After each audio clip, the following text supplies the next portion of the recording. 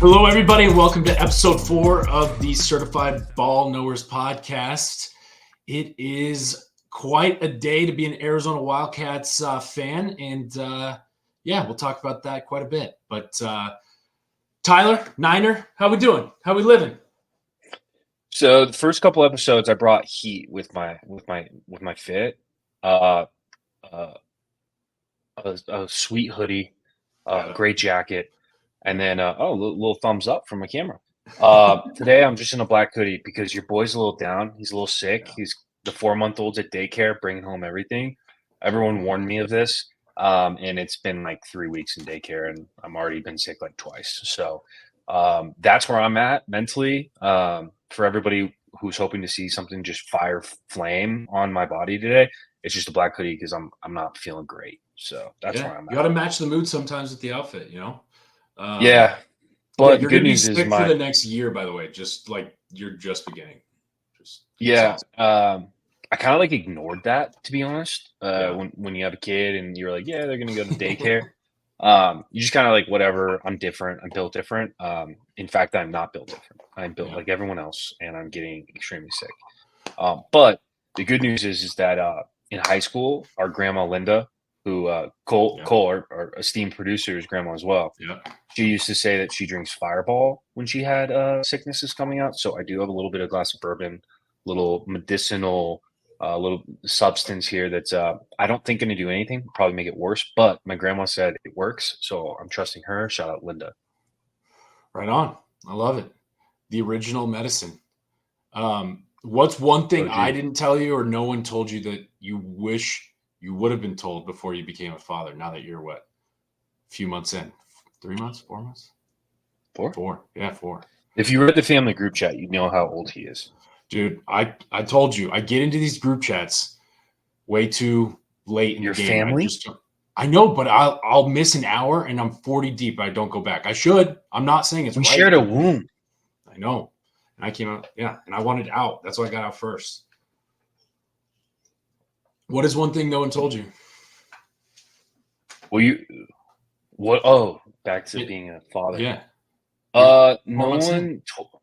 No one told me as a guy that the first few months you'll kind of feel useless, and that but at 4 months old, the kid's getting a little bit more active, not a ton, but I feel like I can actually like quote unquote entertain him or play with him, which has been a lot of fun. But like first couple months was like, hey babe, what do you need? Because I got nothing to offer really here. Yeah.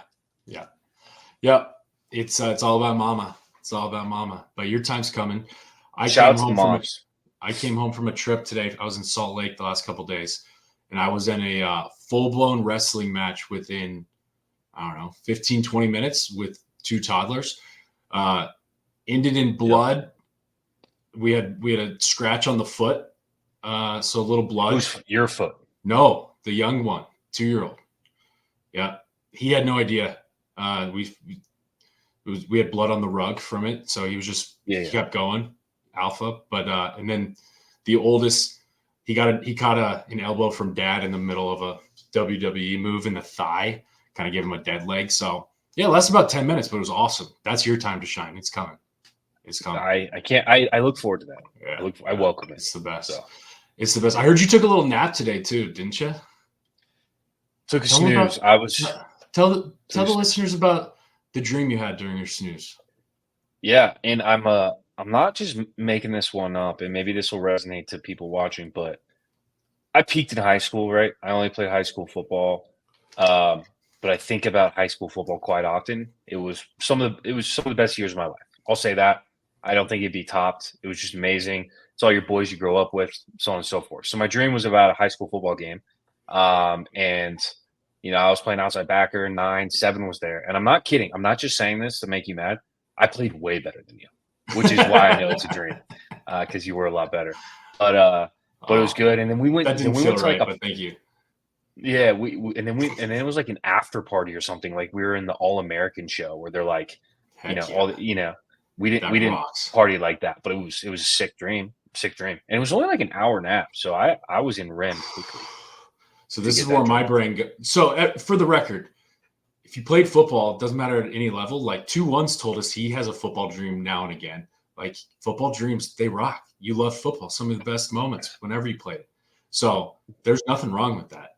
Share football dreams you've had recently in the YouTube chat, and we'll read some of the best ones next week because football dreams happen, and let's just accept it as a community, and let our guards down a little bit and share the dream we had at 30 about when we were 17 balling out on the field.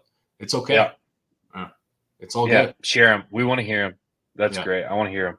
I'm sure there's some good ones out there, but yeah. So that was me, man. What about you? You got your wrestling match, and then you were just on a work trip, right? So you're traveling around slinging finance, whatever. Yeah, slinging finance works. We'll keep it at that, just for the sake of ball knowers here is really the focus. Yeah, compliance. But was in Salt Lake. Had some meetings yesterday, full day. I did golf this morning with some clients, so that was sweet. And then I'm hosting a pickleball tournament tomorrow for work. So you said that's fun. It's gonna. You rock. said you did. You said you did golf? I did. Do you do golf or do you play golf? You play golf. Playing would infer that it's some sort of competition, athletic. But if you're going to say golf isn't a sport, then you do golf. So if you go shoot hoops at just at the hoop down the street, are you doing basketball? Or are you playing basketball even though it's not a competition? You're shooting. I shot hoops. I didn't do or play. Dude, you were the guy in high school that corrected when someone used the wrong there in a text message, weren't you? This is insane. I'm not against that. Maybe I was that guy. I only dream about football and not about English class. So would you rather have, going back to the football dream, you can only have one of these dreams per year. And one might not happen anymore, but this is an opportunity to bring it back. You can have one football dream a year or one wet dream a year. You got to pick one. What are you doing? I'm going football. Same. Ball. Yeah. As Jim Harbaugh said it perfectly this past weekend, I like people who like football. I like watching football, and I want to be friends with others who like football. Yeah. I want football. Wet dreams are great and all, but it's such a nightmare, a mess to clean up. And sorry, Mom, who's listening, but it's just like it ruins your entire morning or night, like whenever you wake up. So, yeah. Also in the comment, if anyone disagrees with us on that take, feel free. We're open. We're, as we mentioned in our very first episode, we're here for the smoke. We'd love to get in arguments about this, but man. The agenda, we kind of what we're going to talk about today. We got to start with the Cats, right, and then go through kind of looking towards this upcoming weekend. Got some really exciting games I'm looking forward to. I'm excited to talk about, but. Just for the listeners, everyone knows we recorded an emergency podcast on Saturday that is not going to be released for a number of reasons, but it was 30 minutes after the Arizona show just getting manhandled by the Kansas State Wildcats on Friday night. So we did vent a lot of it out. I think this is a better space for us to, speak more articulate with our thoughts rather than 30 minutes after what was just embarrassing on a lot of levels. I think I would put it, but you have it up on the screen. I'll turn it over to you. Coaching seems to be a lot more important than I think, fans, what we probably coming into the season, maybe realize coaching matters a little bit. I think I would say coaching matters. And I think that the Arizona Wildcats are the perfect example as to why coaching matters. They have we've talked a lot about in the last couple of weeks, but we have a very similar team to last year that won 10 games that by the end of the year looked like it was a team that could have competed with Georgia. I don't think we would have beat Georgia. I think we wouldn't have got blown out, though. Like, I think our Arizona was rolling at that level last year. And then you fast forward a whole offseason, whole new coaching staff, and they clearly have no idea what they're doing. And the same players largely from last year look completely lost. Draft stock is tanking for a number of guys. It's a horrible place to be with, and I blame this 100% on the coaches. 100%. Yeah, I mean, like I said it after the first touchdown, 2-1 was over. We were watching the game. First drive, touchdown, looked great, had some rhythm.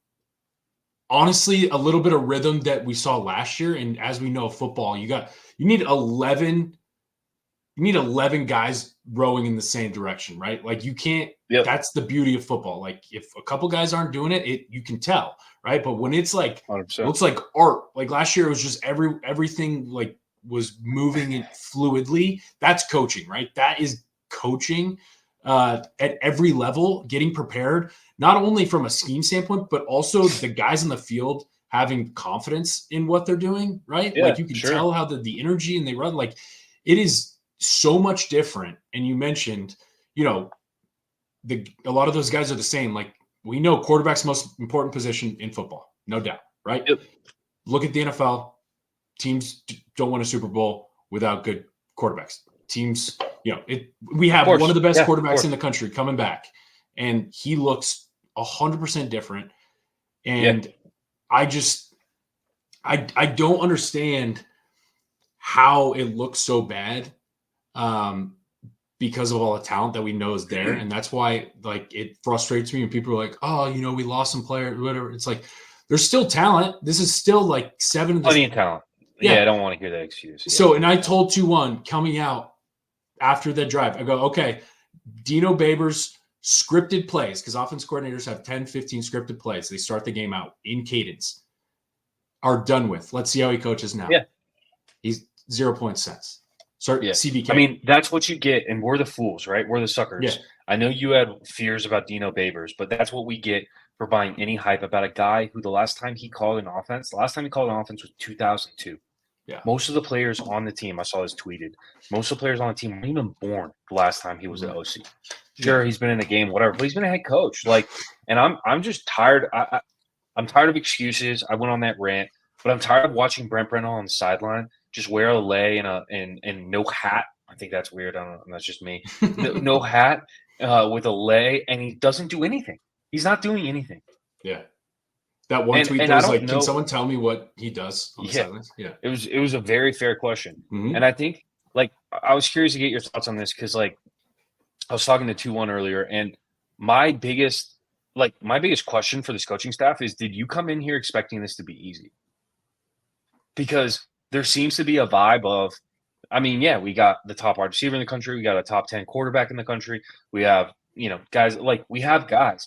And I feel like they didn't have that chip on their shoulder that I would have expected them to have. Same. Like, as just a competitor, I've never been a college football coach, but as a competitor, all I hear about is how good this guy that left was.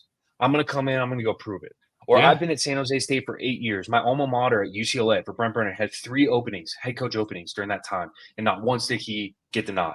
Like, I'm out here to prove people wrong, that it isn't just the players. The old guy wasn't just a good coach. I can coach too. I won in San Jose State. I am a good coach. Let me show it to you.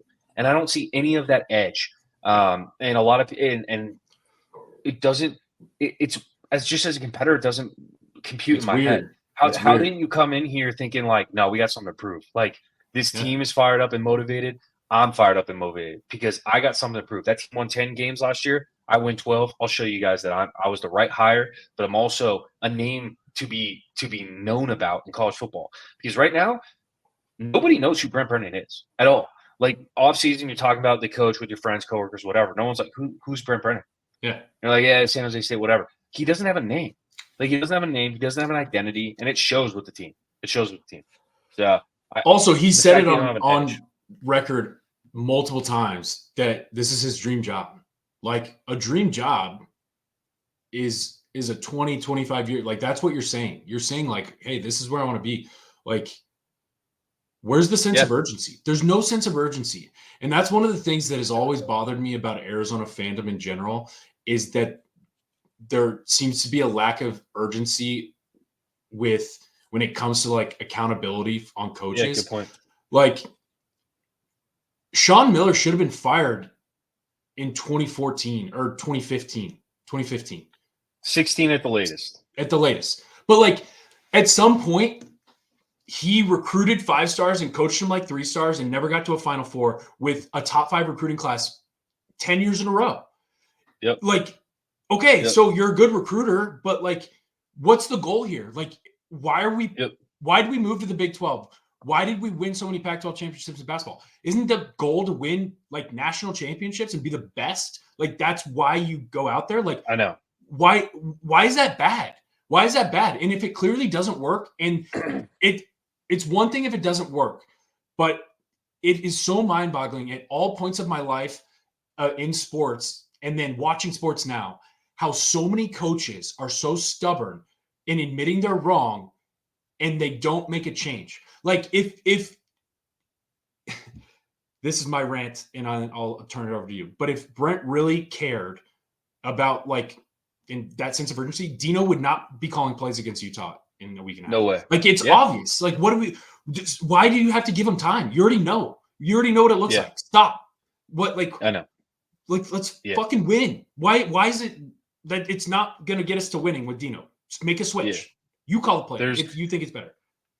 And he won't do it. Like, there's no way he'll do it. No. You know, he's probably like, thinks of Dino as some sort of godfather in his life because of, the history he has with him. And that's great and all. I love that. They seem like good men. Like, it's not even like they seem like good people and good men. But, man, this is a job that you're making a lot of money. I don't care if you're not making as much as other schools. You're making plenty of money, and you need to go out and act like it. Like, to your point about the dream job, if this is your dream job, and for us, if, our dream job might be the head coach of Arizona.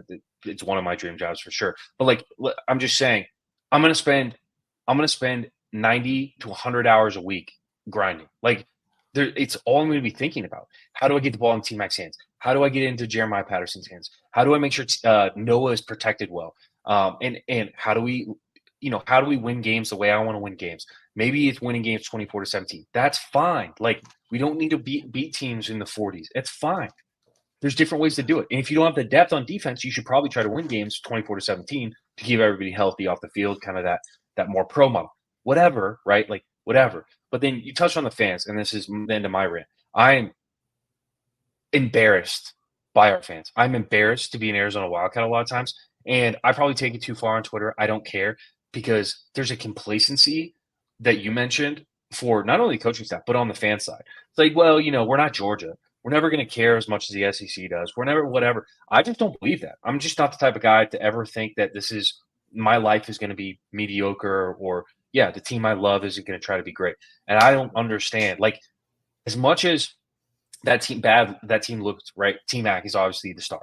He should still be a Heisman candidate. He was pissed. Like, you could tell that like he's getting pissed and he's getting edgy. It scares me for some different reasons, but like, I like that because he's like, no, we are better than this. Why? What are we doing? And our fans drive me nuts. I'm literally embarrassed by them. When they're driven by the like. I saw two different like Arizona sports journalists this week. Both think when asked the question, "What's Arizona's record at the end of the year after week 3?" And two different guys that are read a lot, probably more often than a lot of other people who are Arizona sports fans, said 8 games. Like, what the fuck have you watched? Like, you just like that's journalists are supposed to, that's your job. You ask the tough questions, being like, hey, what sports journalists? Yeah, you should know about sports. You should know about sports. Like, what have you watched? I said it last week. If you watched the first 2 games, we're going to lose by 3 touchdowns. And it was on record. Like, we posted. Yeah, they were my Larry Scott team of the week last week. Yeah, we knew. We knew. I won so much money on Kansas State. Yeah. It was the easiest bet of the year. Yeah. Easiest bet of the year. I mean, yeah. And it's not for talent because I don't think Kansas State's that good, honestly. No. I agree. Honestly. Like, they're very beatable. Like, 100%. with the guy that left, he's still our head coach, we win by 21. Agreed. Yeah. Yeah. Were they better than Washington State last year or like? Well, speaking of Washington State, and speaking of coaching matters, talk about what coaching staffs can do, right? Like, we all know, like, your coach matters. But look at Washington State. They're not recruiting at a high level. They just went in and beat a Washington team that has 10x the amount of NIL money that they have. And they just beat them because they are a unit that moves together. They are fundamentally sound. They're an amazingly coached team. They know what they're doing. That's what Brennan needs to do. That's what Tucson needs. Like, Washington State is never going to win an Natty. And I don't think Arizona is going to win an Natty. I'm not even here to say it. Should we win 8 to 11 games every year, though? Yes. Why not? Why not? Why not? Why not? And Brent Brennan, clearly, like, we're so undisciplined. We don't know how to run the right. Like, it's all coaching when it comes down to it. And I just watched that Washington State game. Just jealous that Washington State has Coach Dickert over there because he's a phenomenal coach, and that's exactly what Brent needs to be in Tucson. But I don't know if he has it in him. Yeah, you can tell just by the energy when these guys like that. They're like, it just is different. Like that, they just, I don't know, man. Like the CEO model, I'm cool with. Like, I get it. Sure. I'd probably go that route too if I was a head coach at that level because there's a lot going on game day. Mm-hmm. But like, dude, if it's not working, your job as a CEO is to make a change, dude. Like, you don't throw your godfather out of it with Dino or whatever you called him earlier, right? But like, this isn't about like, this isn't like fun and games. This isn't like Pop Warner. This has real implications on livelihoods of these players in the futures. Like, you're telling me after week 3, 100%. Jonah, who was projected not a first round draft pick. Not a first rounder, and neither is Tacario. They won't. And it goes down to, like, you got to be on good teams a lot of times too, like, and make plays. Like, we haven't made a play, and the defense is a concern too. Like, they actually played, I think, better than what the score showed because they were on the field so damn long. The special teams thing is a joke, and it's interesting that our 2 worst coaches were ex-Division I head coaches in Dino Babers and that's some of the Kool-Aid that we drank, and I was drinking too. Yeah, I thought it would help. Yeah. And well, special teams. Like, why would you ever put? Sorry, go ahead. Well, maybe that doesn't help because maybe Brent isn't the alpha male in that room, and that could be a problem because he's getting too many opinions. Where it's like sometimes, and I think people have this knock on Jed, where it's like he just had all these submissive people that were going to follow him, whatever. But that works better because you have a clear leader in the room who is the alpha. Like, I'm not saying that guy's an alpha male, but he's the alpha in the room. We are taking my direction. And if you have one, there's a reason the military doesn't have like 12 commanders out in battle at the same time. Like, so the penalties are just, they don't respect what they're here. Like, we're the top 3 most penalized team in football. That's crazy. It's an absolute disaster of a season, a start to the season. Let me ask you this: do you see any hope? Like, is there any silver line to be like, we could turn this around? I heard, you mentioned the Sports Journal was saying to get to 8 wins. Is there any way we could actually get to 8 wins? You have to change the offense immediately. Like, you're like 22 points against NAU. I mean, who's that guy on staff that should take over play calling duties? I'm down for anyone. Like, I really don't care, but I don't even think it's the play calling. Like, it's the scheme too. Like, I think it's the play calling, but I think the scheme is bad as well. Like, the run blocking, slow handoffs. There's no option for Noah to take it, like, ever. That takes a huge element that we had. We ran RPO all the time, and he'd throw it last year. That, like, 3rd and 4 last year, he had 3 options. Like, that doesn't even seem to be in the playbook. Like, I just don't get, if you're a coach coming in 10-win season, you got the quarterback back, best wide receiver in the country back, and then, Montana on the other side back, 3 offensive linemen, should have been 4. And you come in and you do this. Like, did you not watch? It doesn't seem like he watched last year and was like, oh, this is when Noah's at his best in XYZ situation. Right. And he just like, this is my system. Like, this is what I do. It's like, are you an idiot? Like, he's already showed you what he's good at. Yeah. Do that. Yeah. Like, what are you doing? I just don't get it. So they have to make a change for that. I also drank the Kool-Aid of our D-line being fine coming into the year because we got a lot of portals and a lot of guys, quite honestly, that played a lot of downs in, like, Division I football. And I thought that mattered. Yeah. And it should normally, but I don't know if that's a scheme thing. It seems like the defense is thinking too much. Like, they have like 3 different things going on in their head and they're slow to react. And that is just the first thing that kills the defense. But I think we got to take the rotation down to like 5 guys because Kinley, that Stanford kid, should never see the field. He's god awful. The amount of times he's so bad. He's so bad. And like, he's like 27. You got to take him off the field. You also, I think I don't think Chuba's that good. Like, I don't know. Like, well, and they've been hyping on social media about Trey Smith and Chase Kennedy's. They have the most So Trey Smith has the most QB pressures in all of college football, and then Chase Kennedy has like I don't know the most, like fourth most. The hilarious part about that, and even the D line coach was retweeting it and like kind of hyping it up. How could you actually, as a coach, be like, "This is good"? Because you know what they're doing. The offensive linemen were giving them the inside rush. If you want to do the inside rush and lose the edge, Avery Johnson's going to go run for 15 yards, and that's what he did every time. So yeah, was the guy in the backfield? Sure. Was it almost by design though? It's like I'm not going to let you get around me. If you want to go inside, great. We're going to go get 15 yards, and it's just hilarious. Like how you're even spin zoning that. Like our coaching staff is. Like I know. It's like they're in La La Land, dude. Like Brett looks like he's in La La Land out there, like just clapping and just smiling, saying, "You got this." Like he looks like he's like the stepdad trying to win his like stepson's like approval and just being the overly positive volunteer coach. Like he doesn't do shit, but like he really likes his wife and is really trying to get this little kid Jimmy John to really, accept him into his life as a stepdad. And so he, as not knowing anything about coaching, is now going to volunteer his time to coach football by clapping. And that's literally what it looks like. So that's my answer. What about you? How does it change? Like, is it?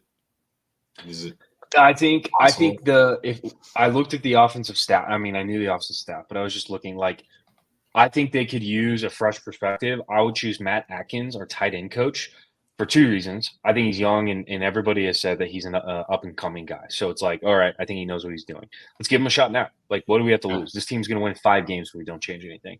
So I would choose Matt Atkins, but also he's a tight end coach, so I think he'll actually use the tight ends. We have Keenan Burnett didn't get in many targets as Sam Olsen. That Sam Olsen guy is garbage. There is like he is so bad. But I would like to get Keenan involved. I think that he would run the ball more. Like we didn't even run the ball enough on Friday night.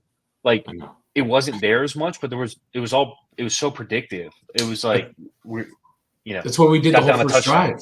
Like the first drive was balanced and there was fluidity. Fullback, and then as soon as Dino had to think in the moment, which is kind of a big deal, by the way, as a coach, just to like adjust. Like Kansas State's coaches went to the sidelines and said, "Okay, they're doing this. We're going to do this." And Dino was like, "Yeah, we're just not going to change anything all game, and we're just going to throw now, like almost every possession." No, that's our change. Is we're just going to throw deep. Yeah, and then we're going to run on the most obvious rundowns of all time. Like no, like second and 8 run. Yeah. It's just it's terrible. Trey Smith has 12 total tackles on the year and 1 sack. Like, dude, that's a joke. And we've played against 3 running quarterbacks with the read options. So, he's involved in a lot more plays at the end for tackle opportunities that he has just walked by. Like, so we got to get down to just a rotation, get in a rhythm with 5 guys. It's not ideal, but that's, I think, on defense the way. And then we got to get healthy. I mean, shit, like all our safeties are injured. I know. Owen Goss, I bought into, like, he had seen a lot of football. Not great. Like his energy. Good special teams guy. We need Genesis, Gunner, Johnson, and Stukes all on the field. But those guys haven't done anything either. They look a step slow. They look doubtful. They look arrogant, though. I mean, Johnson's like decent. He's a ball player for sure. Yeah, but if you're replacing with Genesis against a Kansas State team, you should be able to compete still. You shouldn't get rolled out of town like we did. So on that though, I'm kind of done talking Arizona. Yeah, me too. It was very embarrassing. 5-7 is my current prediction, unless we see any changes here in the next couple of weeks. But 4-8 for me. Okay.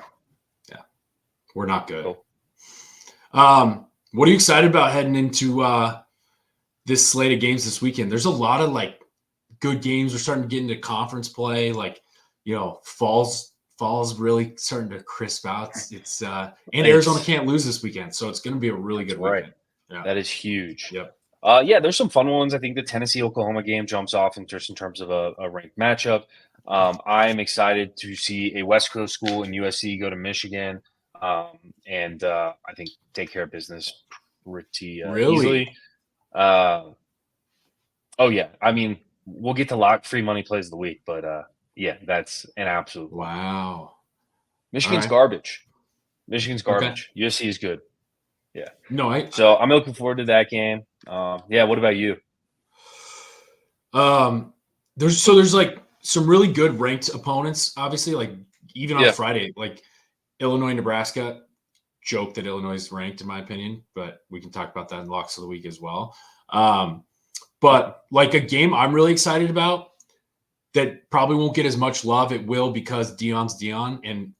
But Colorado Baylor to me is interesting in the new Big 12 because I think one of the teams is really bad, but I'm not sure which one.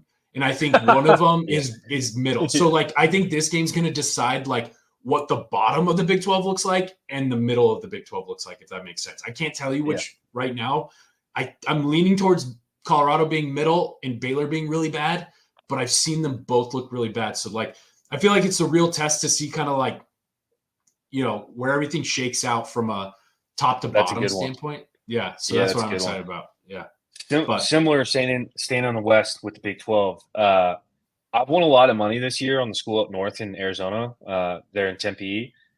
That Texas Tech Arizona State game makes no sense either because Texas Tech I don't think they're very good, but they have a great offense. And then is ASU good? Maybe. But like they're on the road against Texas Tech. Like it's a fun one. It's one of those similar ones that you're talking about where what's that line? Maybe it's Texas Tech -3. But that's one of those ones where maybe it's like who's mid? Yeah. And then is Texas Tech and ASU mid? Or is ASU actually good and Texas Tech is bottom to mid? Yeah. Nothing wrong about mids, by the way. Big fan of mids. Yeah. Bring back mids. Weed, Tyler. This is a weed joke. Weed. Yeah. What's a mid? Serious? Like not the stuff they like chemically make at the dispensaries now that just like that brick stuff we used to get. yeah, exactly. Okay, I got you. Bring back I've actually never heard mid with marijuana. It used to be in the game for quite a bit too. So but on the flip side, I make up a lot of shit. I don't know. I don't deny that. This is Certified Ball Knowers podcast, but I've been right about a lot of ball stuff, but I make a lot of other shit up. That's for sure. Yeah. But on the flip, the top side, thank you. The top side of the Big 12 is kind of going to be like, we're going to get a feeling of that with Utah, Oklahoma State too. So like, I'm really excited about that slate. And then we have like Cal, Florida State -2 at home after what they've looked like is just crazy to me. Florida State is horrible and Cal's looked good. Like they have a similar thing to Washington State, but they're just like, they like, what's his name? What's the coach's name? But like, they just seem to play together. So I'm excited about a lot of games, man. A lot of games, but we'll see what happens on Saturday. Notre Dame is playing another MAC school, so watch out for that. Tough one for them. Tough one. At the end of the day, though, Arizona can't lose, and that's the greatest story of the week for us. So that's what we got going for us. I'm excited to kind of talk through what we're looking at gambling-wise because I think there's a lot of free money to be made this weekend. Yeah. I'll go with my first pick, and I think it is the absolute hammer of the week pick. Not actually guaranteed, and it's not free money. You have to put your own money. There's no free money, but it's basically we're not responsible for any loss. Our partners have to make us say that they were not allowed to use it, but we do it anyway.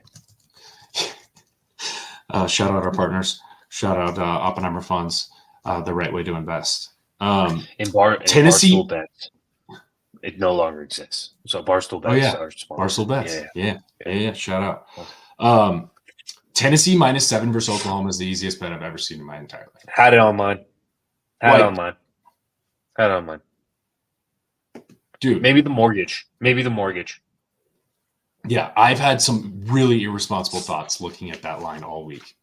Being like, Oklahoma is not a good football team, and Tennessee is legit. Even if they're good, Tennessee is just really good. And like -7, they can score at any time. And Oklahoma. And it's personal. Yeah, because it is personal. Tennessee's coach, it's personal. Tennessee's coach was quarterback at OU 20 years ago. Yeah. They're going to beat the shit out of them. Dude, it's great. I had that one as well on my free money plays of the week. Why I also love that bet is that as you're admitting to how good Tennessee is, my episode 1 take that Tennessee will win the SEC isn't looking that dumb anymore. So that makes me feel really warm and fuzzy. They're a inside. wagon. They're good. Yeah. I don't care who you're playing. If you score 70 every week like they're doing right now, you're good. Mm-hmm. So that's where I don't think Ole Miss is good though.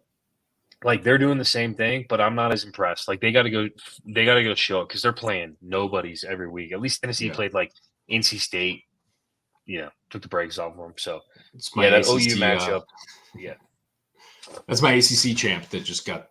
Destroyed. Is that? Oh, I didn't bring that up for any reason. Yeah. I'm surprised you remember that. I don't even know what mid is. Dude, I have like 8 plays I like. I know, like we said, we're going to limit to 3, but I love this board. I'm so excited about so many games. Do you want me to rattle them off? Or do you want I have 4. Yeah, you go. I have 4 too. So Cal +2. I mean, that's a Cal money line bet, in my opinion. Florida State is just they're done. Like, it's very clear. It's kind of like when you run the same play over and over. It's like, I'm going to run this play again. Yeah. And if you stop it, tip of your cap. But you have to run the same play, which is betting against Florida State. Yeah. I love Utah +2.5 versus Oklahoma State. I think Oklahoma State showed some gaps a little earlier on in the year. Do you have that one? Nope. I have Okie State -2. Why? What's your? So I have 2 bets on this one. So first of all, is Utah good? With Cam Rising being back, and I think he's going to play, they are good. Okay. That's my opinion. Okie State's at home. I don't think their quarterback is very good. I don't think Utah is very – I agree. But I think that they win because they're at home and Cam Rising is going to be rusty coming back. I think what Oklahoma State's biggest threat on offense is Utah's biggest strength on defense, which is stopping the run. And, like, they'll be able to push them around. And then I'd look at quarterback head-to-head matchups. And if Cam Rising's playing, Cam's, 31 years old? Like, he's been playing college football for, Hey, Cole, is Cam Rising actually playing? Do we know? Yeah, while he checks on that, I mean – I will check this. I will check. Cole, he is listed as active. Yes. Hello, everybody. He's listed as active. Cool. Hey, nice win for your Buffs against the Rams on. Dude, we own this rectangle in the middle of this country, bro. Hell yeah. I'm not convinced you guys are good yet, though. I'm not either, but we're on the same page, dude. It was just nice to all those dudes talking shit, and then Travis, like when their quarterback ran for that 1-yard run and then hit Travis with the too small. I thought that was the funniest thing in the world, and I was like, "Are you serious, bro?" And then he got picked off twice. Yeah. So yeah. See, I was rooting for Colorado State because I wanted those comments. I bet Colorado State money line. Yeah, I don't blame you. After what happened in Nebraska, I do not blame you. I do not blame you whatsoever. And I like your take that, this game against Baylor is really going to determine, the mid or suck. It's true. So we'll see. Because we both, we've both played ranked teams and then sucky teams. So we'll just see what happens. Yeah. But, he's active, Cam Rising. So there you go. Well, thank you, Cole. And he's 80 years old, so he might. Yeah. Good things could happen for Utah. But anyway, peace out, buds. Peace. So I have one more on Okie State, Utah. I think, though, irregardless, you like that? What's up, 2-1? You like that? I think the under. I like the 52.5 under in Okie State, Utah. Ooh. Interesting. To your point, I think there's going to be a lot of running. Even with Cam Rising in there, they're not going to sit back and drop, throw 35 times. Yeah. Faster game, a lot of running. And then where that little slips up is if you are right. If Cam Rising comes back and their offense is good, it could easily be 31-10. Yeah. Yeah, I just don't think Oklahoma State's that good, honestly. A couple more. I might be changing it to Utah. I might ride with you. All right. All Go right, ahead. I like Go ahead. that. What were your other ones? Nebraska minus 7.5 is the second easiest bet of my life. Nebraska's really good. They're at home on Friday night against an Illinois team that's ranked for beating an unranked Kansas team that also isn't that good, I don't think. So I love Nebraska minus 7.5. Okay. That was my last one. The one I put on while you were talking, I think Michigan's going to beat USC. No. Why? I want to see USC travel east and play at the Big House, and I'm not sold like LSU's that good, honestly. And Sure. I'm not sold that their defensive front seven is as good as everyone. You're not sold that was a good win, so you don't believe any USC hype. Yeah. Yeah. I don't think Michigan's bad. I think they're just going to run it and get really vanilla and make the game boring as hell, and they're going to win like 17-13. See, I think USC's defense is actually pretty solid. Like, I think they're actually pretty good, and they're going to be able to shut down that running attack. Anthony Lynn isn't an idiot. He's going to just put 7-8 in the box every time and say, I dare you to throw it. Yeah. And they're not going to be able to do anything. That's what Texas did. You're probably right. I probably won't bet that one. That was kind of just wanting to piss you off and go opposite of you on something. Yeah, that's fair. That's what you do. I'm right. You changed my mind on Utah, and then regardless of the many great points I make as to why USC will beat Michigan, you're going to still bet Michigan because that's the type of brother you are. So are you done? I get it. Are you done? Do you feel better after that? Do you feel better? I'd feel better if I kept going, but I was going to stop out of respect. You feel better? Yeah. Okay. All right. My last one, BYU, K-State. Another one. Yeah, I told you I had a big board, dude. I don't think Kansas State's that good. BYU at home, +6. Isn't it? All right. I think it's at home. I think it is. Yeah, it is at home. 7:30 game. That's a sneaky, really hard place to play. That place rocks. And I don't think K-State's that good. Johnson threw for 156 yards last week. He didn't beat us. We should have made him throw and done something creative on defense to just shut down the rushing and the read option because he's not that good of a thrower at this point, in my opinion. So I think BYU wins that game. All right. Well, I'm done, by the way. Done? Sorry, but yeah, okay. I'm done. Yeah, cool. Yeah. All right. So I'll go to my free money plays of the week. So I have switched my bet to Utah -2.5. Cam Rising if he plays. If it's a late CMC type of injury update, I'm going to be really mad that I put that bet in because without Cam Rising, I would take OT State all day. And then I love USC -5.5. That is like my big money play of the weekend. And that's a West Coast play too. The Pac-12 is going to go show the Big Ten what's up. So we got that one. And then one that we haven't talked about that I like is Minnesota is getting 2.5 against Iowa at home. I like Minnesota covering the 2.5 at home. That game is going to be 9-6. It's going to be terrible football to watch. The middle of the country is going to be saying this is what real football looks like, and we're going to all be puking while we watch that game. Because they're playing for a trophy, probably because there's like 17 trophies that they put. Yeah. Hey, newsflash: Arizona's been playing since the 1800s. True. So just because you guys started 5 years before doesn't mean you have a trophy with every single team that you play. Oh, dude, it's unreal. The Big Ten is addicted to trophies. Yeah. They fucking love trophies. It's crazy. It's crazy. Outside of Michigan and Ohio State, none of them will get any sort of meaningful trophy. So, that's how. It's and then my last one was same as you. I think Tennessee -7 is like the best bet of all time. And again, Tennessee was my beginning of the year SEC champ pick. So I'm looking forward to seeing that come to fruition. Dude, the trophy's a pig. Oh yeah. Oh dude, yeah. This is incredible. Oh man. I love it. I love it. It's a pig. Cole, if you find a pig, throw it up there. But that's it's called the Floyd of Rosedale. They just make shit up, dude. They just make stuff up. That's ChatGPT. Hey, can you name this trophy? Okay. Oh God. The Big Ten is the original participation trophy with all these meaningless rivalries. What I heard you just say is that the Big Ten is the problem with our country, and there's a lot out there that would agree with you. Hey, we can go down that route at some point. But I like your plays. I added Minnesota. Yeah, I have a big board. I probably could have added more. I know. I think there's a lot of money to be made out there. Did we get the trophy? There's the pig. It's a legit pig. Yeah, look at that thing. It's a pig, dude. Yeah. Subscribe to the YouTube to see this.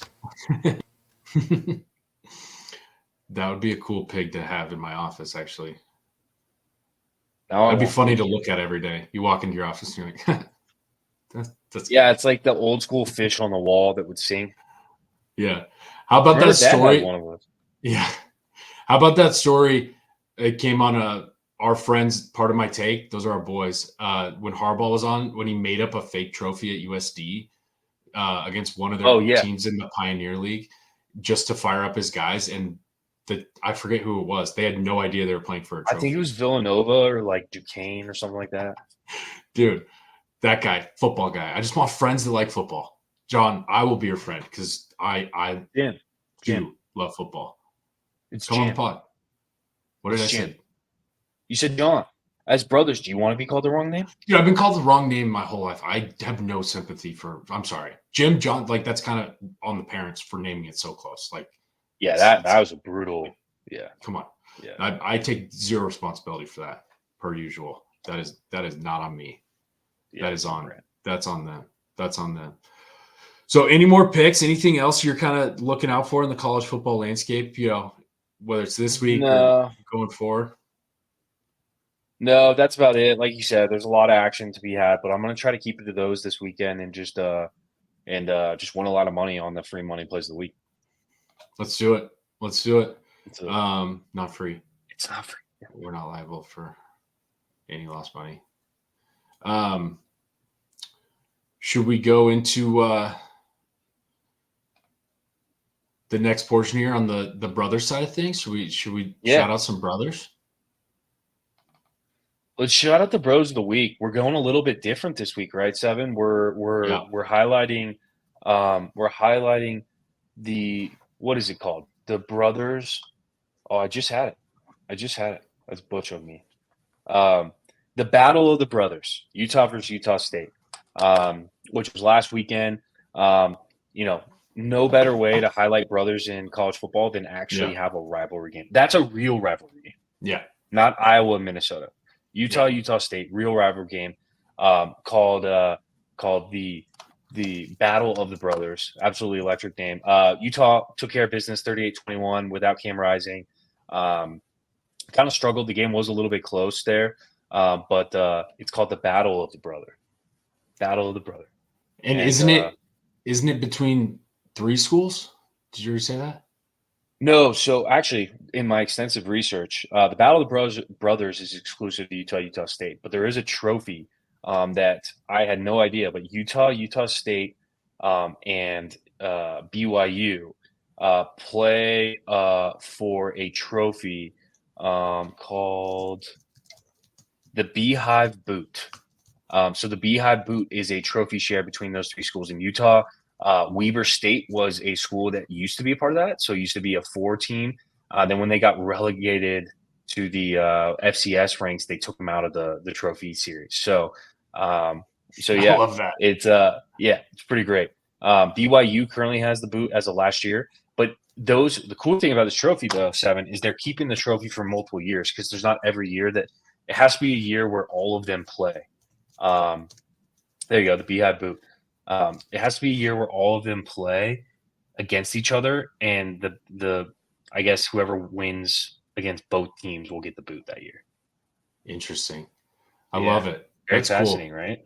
Yeah, it's a cool little West Coast tradition, college football tradition, which I was happy to learn about. And we might have shouted this out before, but I'm going to do it again. Shout out Corner Canyon High School football in Utah. Didn't get enough national pub per usual, but they beat IMG Academy, who is just a charter school for future 5 stars. It's a college. And a public school in Utah beat them. I love that. I know it got a little pub, didn't get enough. That's a big deal. Got ball on the West Coast here. Utah doesn't get enough love. Arizona doesn't get enough love. San Diego never got enough love. Fun stat for you. San Diego has the most Heisman Trophy winners out of any city in America of all time. Fun little trivia. Can you name them? Rashad Salam, Ricky Davis, not Reggie, Ricky Davis. or didn't Ricky Williams? Ricky Williams. Yeah, Ricky Williams. You said Davis. Yeah, sorry. Not a person. Marcus Allen and Reggie Bush. 4. Nailed it. And then the craziest San Diego stat of all time that I love telling people, and our listeners might like this as well. The quarterback for Reggie Bush's high school, Helix High School, charter school, Reggie Bush's quarterback was Alex Smith. It's the only time in the history of football where a high school teammates have also been Heisman finalists in the same year. It's absolutely insane that those two shared a backfield in high school. Alex Smith obviously had a great NFL career, but he had a hell of a college career as well, Utah, speaking of. And then obviously we know what Reggie did. So, yeah, it's the biggest shame of that is they played probably 5 years before. Like, you can't find YouTube highlights of them together in high school. If there's a Helix high school coach listening, as I'm sure there is, that has access to the vault, post those on YouTube because the world wants to see what that looked like. There's like 2 videos. Yes. I've scoured the internet to try and find it because that's electric, and I would love to know what that looked like in high school. But I can't find it. And if you're listening, send it to us. We'll post it, and then we'll tag you, and we'll all go viral. And then you can come on the pod, and we can talk ball. Yeah, we'll talk ball. Yeah, we'll talk ball. Trivia question for you: do you know the university that had the only university that's had the #1 overall draft pick in football and basketball in the same draft class, same year? I've known this before in my life. It's kind of we just talked about one of them.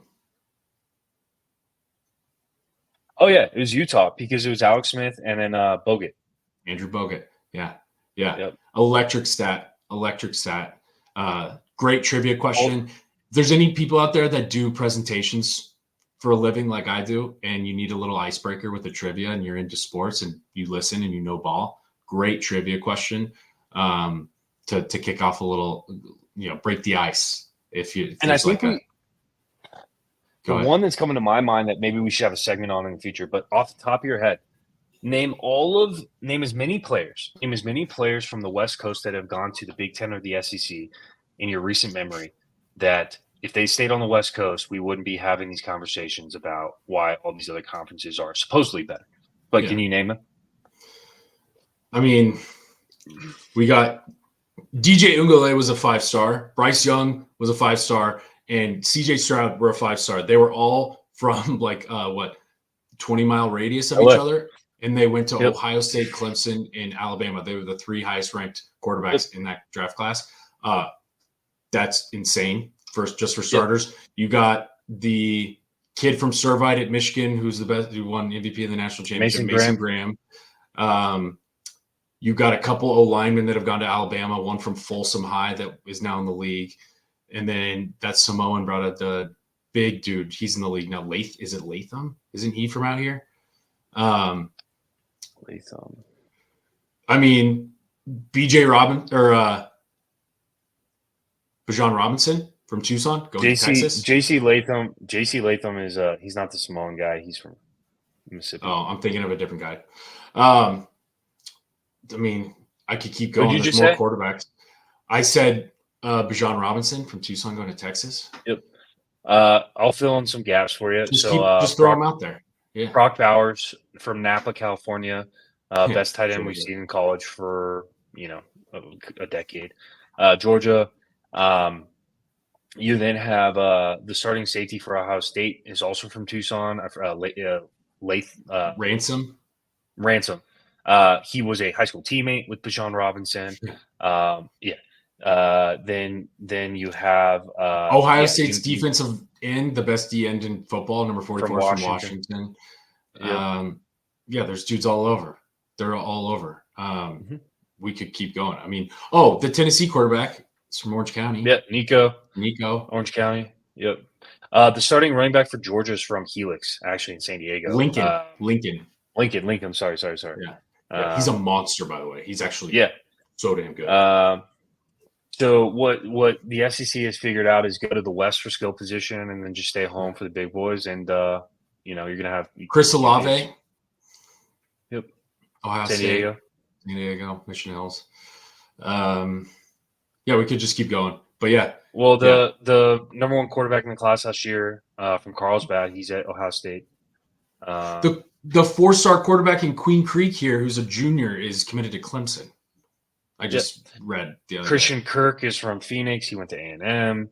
I mean, we can keep going. But message to all the college coaches out west listening to this: sack up, keep your guys home, keep your boys used to be able to do it. You used to be able to do it. Yep. Yeah, SC should never lose a kid in LA unless they already have that position stacked. Like if I understand quarterback honestly because there's only one quarterback on the field. Sure. I understand quarterback. The other positions though make no sense to me. And I think if Jed was in Tucson when Robinson was going out, he would have gone to U of A. Agreed. Yeah, agreed. Yeah, but all right. So that's enough of that. But let's wrap it up with our Scott segment. Yes. Choose your Scott, baby. Choose your Scott. Do we want to level set and show them how we did it last week? And we'll. Yeah. So we're gonna pick 3 teams that are either Larry Scott, Michael Scott, or Travis Scott. Larry Scott, as you all know, ruined West Coast sports as we know it. We are going to say that on every podcast. He ruined the Pac-12. He is the worst. He should be in jail for fraud and for treason against the West Coast of America. He just completely destroyed it. So this is a program that's I think dead. he was an SEC. I think he was an SEC spy, infiltrator. I believe it at this point. And talk about a conference and all these presidents. Talk about it's like when you know something's not working, make a change. Like they just let that go on and look at where we are. And Cal has to fly to Tallahassee for a conference game now. That's a tangent. Yeah. So that's a program that's dead after the week we just had. Michael Scott, probably the most entertaining Scott out of the 3, right? This is a team that probably isn't going to win a championship or probably even win their conference, but they're fun to watch. And you're going to tune in when they're on, like when Michael Scott's, out there slinging paper, the best paper salesman and probably I've ever seen for sure. That's right. And then Travis Scott, 4-time, platinum or number 1 on the hit list, something like that. He's just, he gets gold records. That's a team that we think after this, he's hot. Yeah, we got a team that's continues to show that they are a legit national championship contender, and their performance in the final week, I think solidified it. So Tyler, do you want to start Travis? Let's start Travis and then go up. But here's our picks from last week. Yeah, these are the ones from last week, and we'll be posting those so you can see our hot takes of the week. But you want me to start? You're cool with that? Yeah, I do. So if we start with Travis Scott, if we're starting with Travis Scott, I think that it is Tennessee. We talked a lot about them, but they look like a wagon right now. So I gotta put Tennessee in the Travis Scott hot team of the week. It's a good pick. Yeah, they're good. We talked about them. Yeah, I think my Travis Scott team of the week after this week is probably going to surprise you. I'm going with Oregon because they showed me that I think that they have what it takes to compete. They still don't. They're not there, but they can win a champ. They have the pieces to win a championship, in my opinion. And taking care of business in a rivalry game in Corvallis, 3rd week of the year, which is just weird. That should be a Thanksgiving game. It just doesn't feel right. But yeah, they seem to click. Something clicked, and I think they're a legit national championship contender. Yep, I like that. Don't disagree. I was actually thinking about them as my Travis Scott of the week, but stuck with Tennessee. All right, who's your Michael Scott? Because we're going reverse order for some reason. Because you said this, yeah. No, we're starting number 1. I don't know. We're just mixing it up. Yeah. Okay, keeping people. But make a comment about my brain. Yeah. Do you feel better? Well, you cut me off, but I'm done. You go for it. You said this earlier about the team. For everybody listening, Jason is such a sensitive guy. Very, very. I'm a soft soul. It shows. You're done. You're done now. Yeah. Are you ready? Okay. Go. Yeah. Ole Miss. No way, dude. They're electric. They're electric to watch. I take that back. They fit Michael Scott. We're not on Travis Scott. They fit Michael Scott. I already said Oregon for Travis Scott. No, I know. I'm going Ole Miss for Michael Scott. Yeah. Agreed. Good pick. Yeah. You said that earlier. Like, I don't think they have it, but they're, they put a ton of points. Yeah. Like, and Lane Kiffin knows how to coach an offense against really bad teams. Like, if anyone is good at just blowing out teams that should be blown out, it's Lane Kiffin. He's like, we're gonna absolutely murder them. Hey, Cole, write that down for next season for weeks 1 through 3 that we bet the massive Ole Miss lines because we know they'll just win 62-0 because we should bet those games. That. Good for you. Last 2 weeks I've hit. Those lines just scare me. I'm like, that's a lot of points, and I just don't touch it. Yeah, they're like 48, and I'm like, yeah. Yeah, they do it. Yeah, they just Lane Kiffin is the best at blowing out bad teams. And he knows that spread. He's like, I'm covering. Yeah. Why wouldn't you want your boosters who are gambling on it, who are going to give money to make money and then give more money? It's not that hard. Gambling's legal. Cover the spread. Cover the spread. Yeah. When you play Tennessee State Western, cover the spread. Yeah, all day. It'll be good for you. Yeah. Everyone knows what you're doing, and everyone's okay with it. Yeah. My Michael Scott of the week is a team we've talked about in previous weeks. We haven't touched on today. I love watching UNLV play. I'm addicted to the go-go offense. Yeah. They took care of Kansas. I know you mentioned we don't think Kansas is that good, but man, UNLV is a fun team to watch. They, they're good, and they're good. Like, they're not going to do any. They're not going to. They could be the playoff team of the. I agree. Group of they're fun. Yeah. They're a lot of fun. So that's they're fun. Awesome. Yeah, no, I love it. I love it. Coaching matters, apparently. It sure does. It sure does.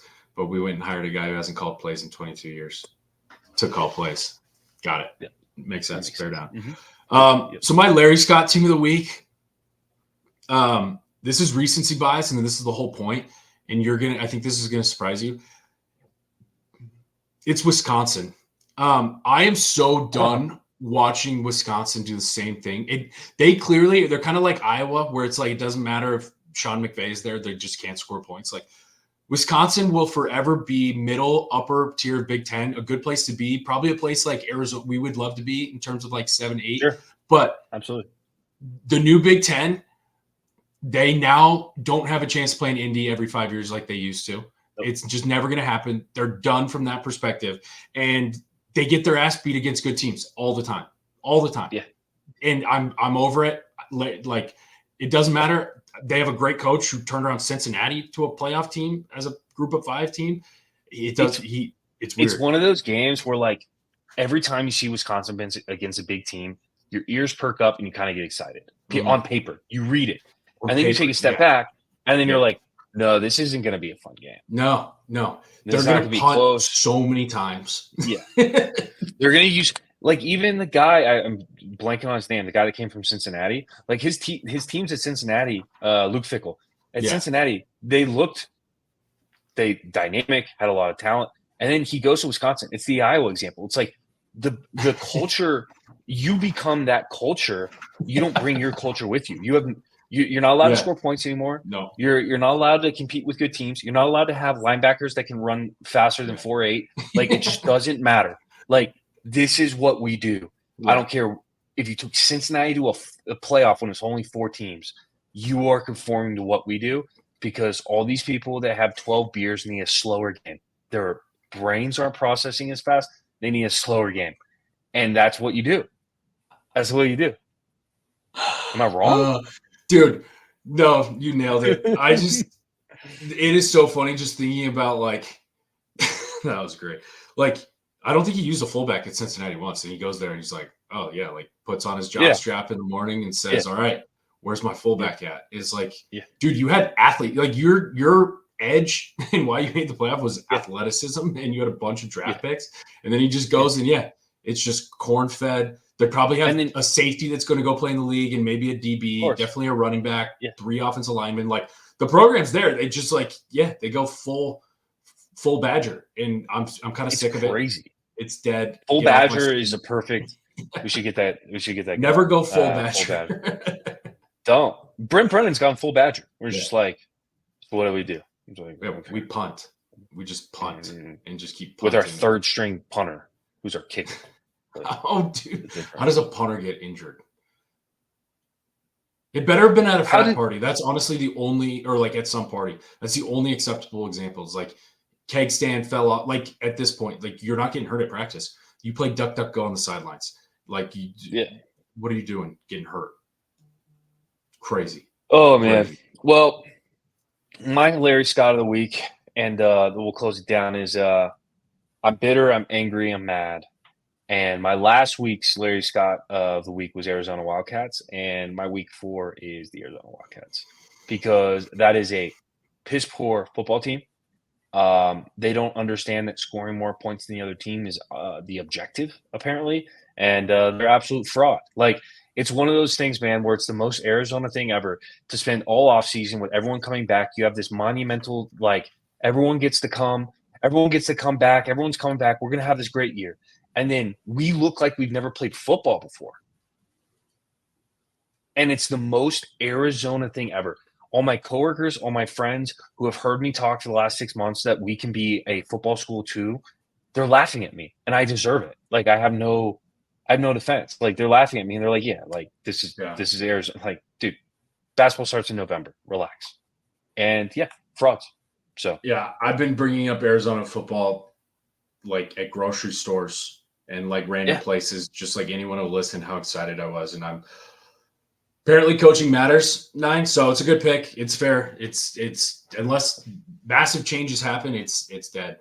This is not going to be a good season. But on that note, we're a bunch of sad Wildcats over here, but we love you all. By our CBKs, thanks for being loyal, and enjoy. Free money. Later. Not actually free.